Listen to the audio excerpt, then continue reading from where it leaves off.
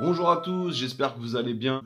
Aujourd'hui, c'est une spéciale Halloween avec une liste de 13 films d'horreur que je vais vous conseiller pour Halloween pour passer une magnifique soirée entre amis ou en solo si vous êtes téméraire. Et comme on n'a pas trop le temps, on va commencer directement. C'est parti. Le premier film que je vous conseille, c'est La Nuit des Masques de John Carpenter. Le titre américain, c'est Halloween. C'est sorti en 1978, mais j'ai été obligé de commencer ce classement avec ce film. Pourquoi? Parce que ça se passe durant la soirée d'Halloween. C'est un classique du genre. C'est un slasher. Il y a un tueur masqué. C'est là qu'on va découvrir Michael Myers. Il a un gros couteau de boucher de 30 cm de long. Et c'est aussi la première fois qu'on va voir à l'écran Jamie Lee Curtis dans un rôle de babysitter, adolescente, un peu timorée. Et c'est un film qui est très très oppressant de par son ambiance. Et vous allez voir, il y a des jumpscares, il y a des meurtres sauvages, il y a de la violence et un dénouement qui est vraiment pas mal. En deuxième position, je vous conseillerais la trilogie des Fear Street. Alors pourquoi une trilogie? Parce que tous les épisodes se complètent. Donc il y a le 1994, c'est le premier. Ensuite il y a le 1978, c'est le deuxième. Et en dernière position, il y a le 1666. C'est réalisé par Lek Janiak, c'est une réalisatrice américaine. Et dedans, vous pouvez retrouver Sadie Sink aussi, celle qui a joué Maxine dans Stranger Things. Franchement, j'étais grave surpris par cette série. C'est original. Il y a une belle photographie. Les meurtres sont super violents, super agressifs.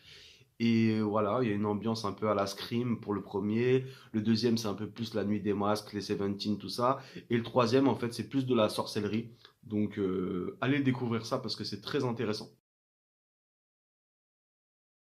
En troisième position, je vous conseillerais Branded de Peter Jackson. Et pourquoi Branded? Parce que c'est un film qui est gore, mais c'est un film qui est aussi comique. Donc si vous aimez le gore, mais que vous aimez aussi rigoler, je vous conseille vraiment Branded.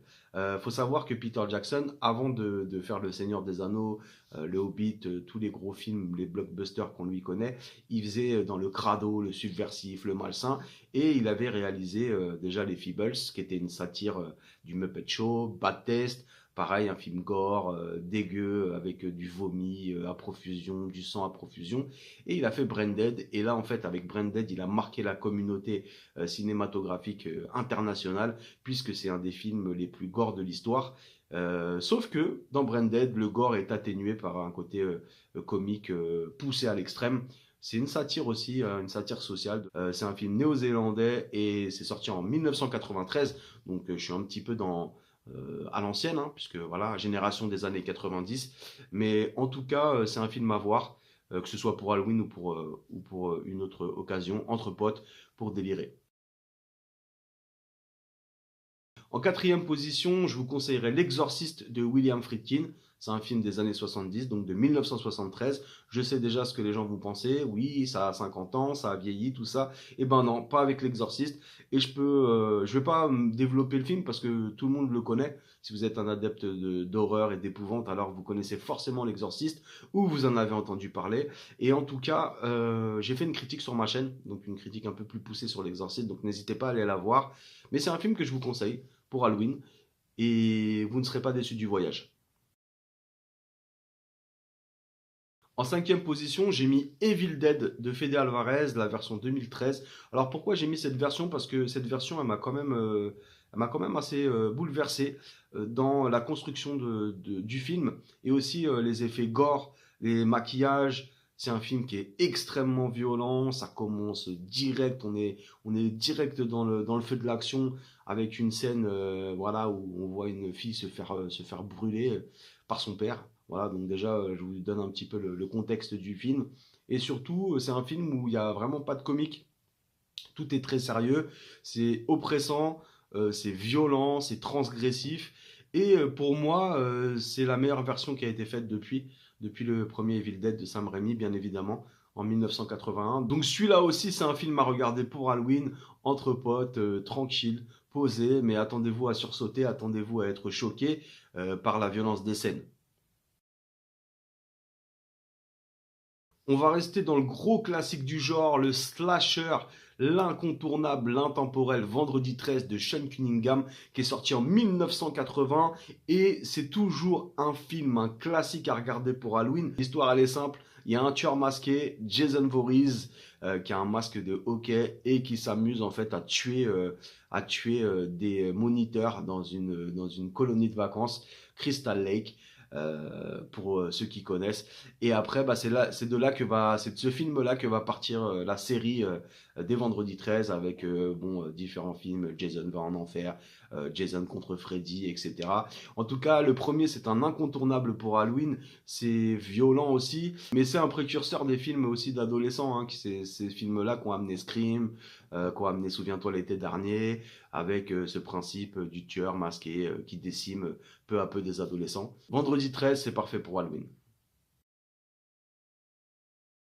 Je vous conseillerais également The Sadness, qui est sorti en 2021. C'est un film réalisé par Rob Shabazz. C'est le premier film asiatique de la liste et c'est un film de malade. Il est gore, transgressif, violent, agressif. J'ai été clairement choqué par ce film et par la violence des scènes et le réalisme des scènes. Je pense surtout à la scène du métro. C'est un film de malade. Donc si vous aimez la violence, si vous aimez les films agressifs, si vous aimez les films de zombies, parce que c'est un film de zombies, il y a une pandémie, et puis voilà, les gens se réveillent et deviennent des meurtriers, des cannibales, des tarés en fait. C'est un film de tarés ce film.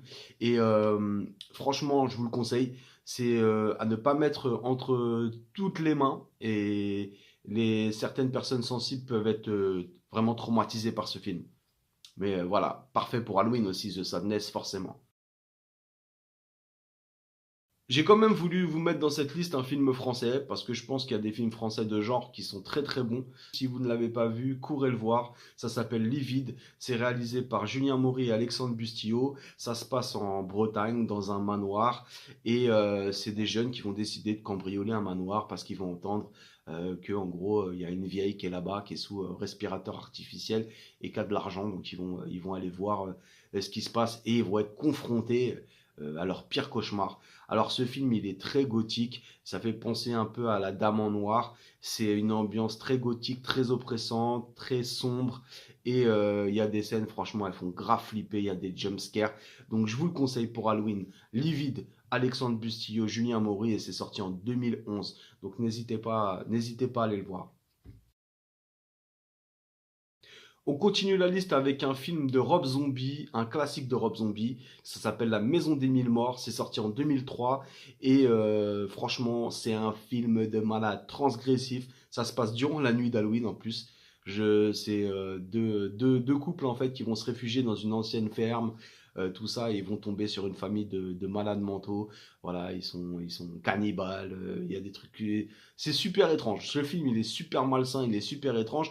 Et ça tombe bien puisque c'est pendant Halloween. Donc ça veut dire que bah, ils vont être confrontés à des choses qu'ils n'auraient jamais dû voir. Et il y a dedans Sid Haig, pour ceux qui connaissent, je vais vous mettre sa photo. C'est lui qui est maquillé en clown et qui fait grave flipper.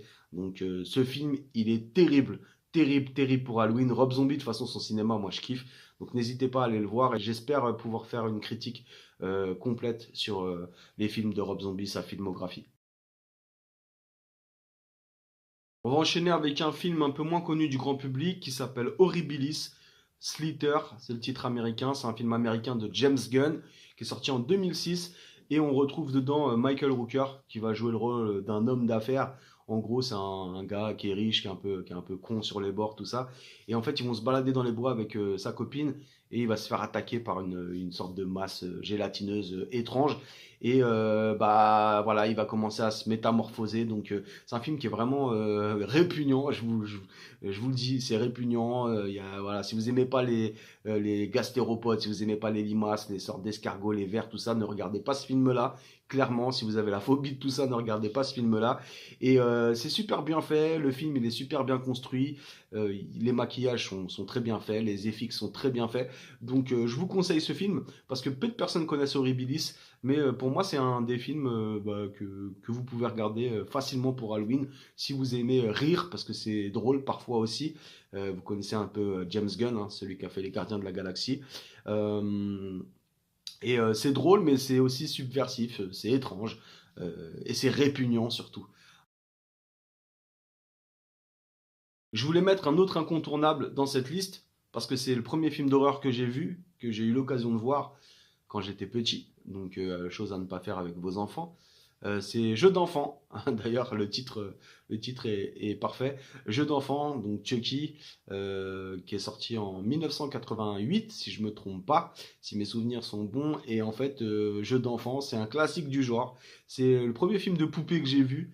Une poupée, voilà, où c'est un tueur en série, l'étrangleur, qui est joué par Brad Dourif, qui va transférer son âme en invoquant un esprit vaudou, Dambala. Et en fait, il va faire un transfert d'âme dans la poupée. Et bah, cette poupée, elle va se retrouver chez un petit garçon qui rêve depuis des années, enfin depuis des années, qui rêve depuis longtemps d'avoir cette poupée. Sa mère, elle va faire un effort pour lui acheter. Et en fait, bah, tout va partir en vrille à partir de ce moment-là. La poupée va parler au petit garçon. Et puis, bah, leur vie va basculer. Voilà. Jeu d'enfant, Chucky, classique du genre. Il y a quelques jumpscares sympathiques. Bon, le film a un peu vieilli, donc ça risque moins d'impressionner les plus jeunes. Mais en tout cas, pour moi, c'est un bon film d'horreur et c'est un bon classique à regarder pour Halloween. En douzième position, j'ai mis Jeepers Creepers de Victor Salva. C'est sorti en 2001. C'est un film américain. C'est un slasher américain de tout ce qu'il y a de plus banal, mis à part en fait l'apparence en fait du tueur. Donc on suit un frère et une sœur qui rendent visite à leurs parents. Donc c'est l'été. Ils sont sur la route et en fait il y a un conducteur derrière eux avec un gros camion bizarre en fait qui va un peu les agresser tout ça. Donc ils vont pas calculer, sauf que en fait un peu plus tard ils vont retrouver ce conducteur là à côté d'une église abandonnée et il est en train de jeter ce qui ressemble à un corps. Donc comme toute personne normale, moi j'aurais continué ma route, mais eux qu'est-ce qu'ils vont faire? Eh ben ils vont faire demi-tour et ils vont aller examiner ce qui se passe de plus près. Et puis bah malheureusement pour eux parce que en fait c'est le Jeepers Creepers. Donc voilà, je vais pas vous raconter toute l'histoire. Apparemment, c'est tiré d'une histoire vraie. Voilà, le réalisateur s'est inspiré d'une histoire vraie, donc ça, je sais pas, faudra peut-être faire des recherches dessus. Mais en tout cas, c'est un très bon slasher. J'aime beaucoup la musique surtout, parce qu'on sait très bien que la musique, ça fait beaucoup dans les films d'horreur. Et là, cette musique, elle reste quand même imprégnée dans votre esprit pendant longtemps. Jeepers, creepers, where'd you get those creepers? Oh, those weepers, how they hypnotize. Yeah, where'd you get those eyes?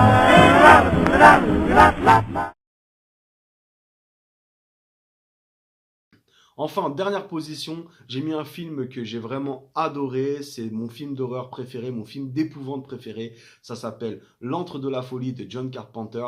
C'est sorti en 1994 et on retrouve dedans l'acteur Sam Neill, qui a joué entre autres dans Jurassic Park, Alan Grant, tout ça. Et c'est un film de malade. Il y a de tout dans ce film. Pour moi, c'est le cocktail parfait du film d'épouvante. Il y a de l'horreur, il y a de la violence, il y a des jump scares, il y a de la folie, parce qu'on est confronté beaucoup à la folie dans ce film, L'Antre de la folie, hein, le titre veut tout dire. Et Sam Neill est juste magnifique, son interprétation est magnifique.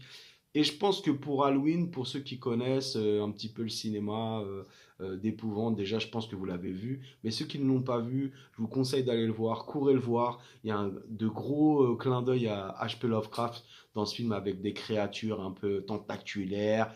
Euh, Toute cette ambiance autour de la folie, de cette ville qui n'existe pas, mais on ne sait pas si elle existe réellement.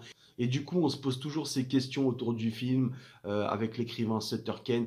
Je ne vais pas vous raconter le film en entier parce que je pense qu'il mérite d'être vu et il mérite qu'on s'y attarde vraiment.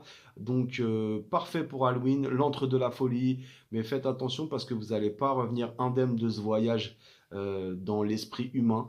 Mais faites attention sincèrement parce que ce film, il peut soulever des réflexions en vous, comme est-ce que les fous sont vraiment fous? Est-ce que ce n'est pas le monde autour qui est fou et ceux qui sont enfermés, qui sont sains d'esprit?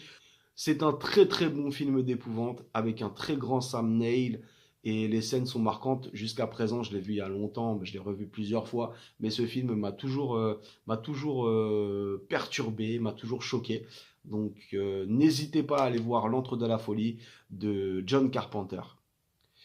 J'espère que ma liste vous a plu. Voilà, c'était 13 films J'aurais voulu en faire beaucoup plus, mais après je sais que les vidéos longues, ça saoule les gens. N'hésitez pas aussi à mettre d'autres films dans les commentaires. N'hésitez pas à vous abonner parce que bah, c'est toujours intéressant de pouvoir échanger avec d'autres personnes. Et puis on se retrouve très bientôt pour une nouvelle vidéo.